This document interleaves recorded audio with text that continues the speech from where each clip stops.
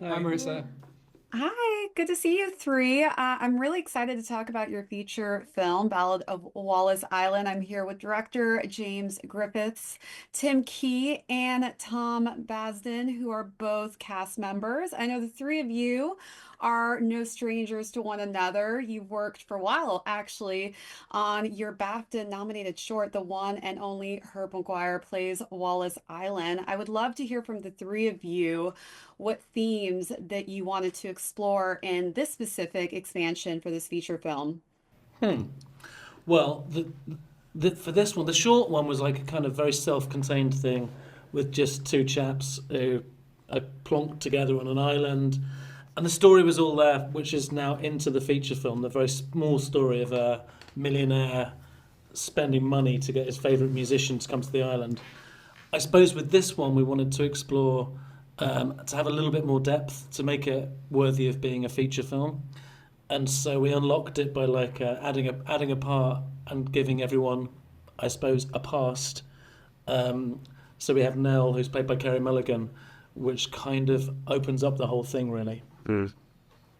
Yeah, I think with the feature, we always knew we wanted to make it a more emotionally rich story, and to sort of talk about the way the characters have changed, and the way the characters are sort of struggling with the choices they've made or what their lives have become.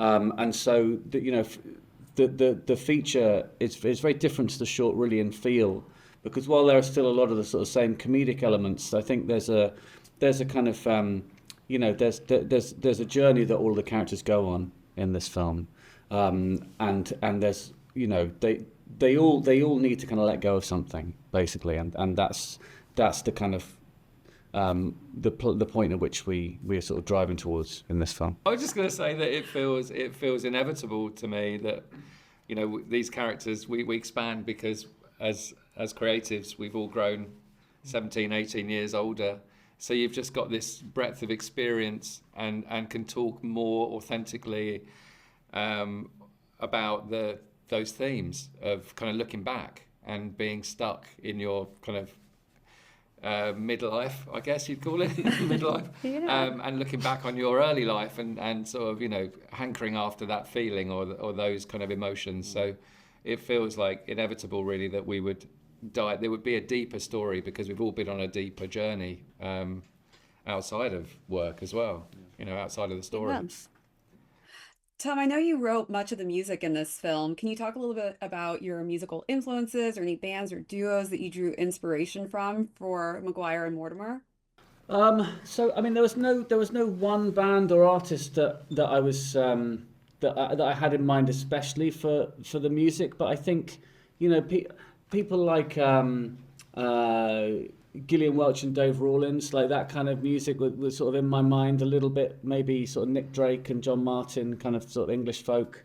But there are some songs that are maybe a little bit more sort of mainstream, kind of almost Fleetwood Mackie or something. So like I think there's a few different sounds I was sort of trying out, but I think what's quite interesting is when you start piecing together a kind of fictional band, you do quickly sort of settle on a kind of feel and a sound, and I think I sort of became aware after writing a few songs where this band sat and the kind of music that they made and the kind of fan base that they would have had.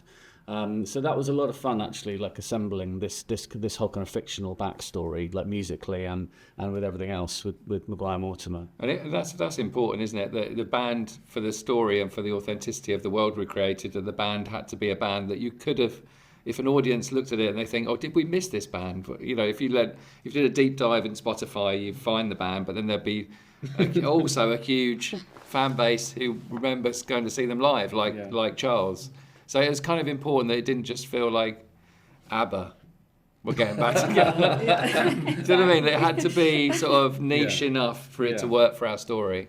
And Tim, I have to know, have you ever experienced this kind of hardcore fandom for anyone in your life, as far as a musician or an actor or actress? Going in that direction. Yes, in that direction, as yes. far as the obsession. No, I don't think I have. I do sort of think. I sometimes think if I wasn't doing what I'm doing, then I would have it in me. I think. I sort of think if I hadn't got into comedy, then maybe I'd still sort of vaguely be aware of him and try and meet him after gigs and things. Do genuinely. But I think but the sports people. Sports people. I did meet a guy called Mike Atherton once, who's the England cricket captain, and I completely lost it and followed him across the park. Any good?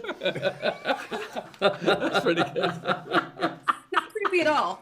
No. No, so nothing like my character, but He's only alive and well, Mike Atherton. He's not gone missing. And last question before I wrap up: how cold was that water? I know that It was very cold. Tim and It was Tom, far too you cold. were in that water Dangerously a lot. cold. It was cold. Yeah. It Cold was and wet. a survival situation. I did. I enjoyed Well, thank you so much, you Thank three. you. Congratulations Thank on the you. Ballad of Thanks Wallis so Island much. again. Cheers. Thank you. Thank you. Take care. Thank you.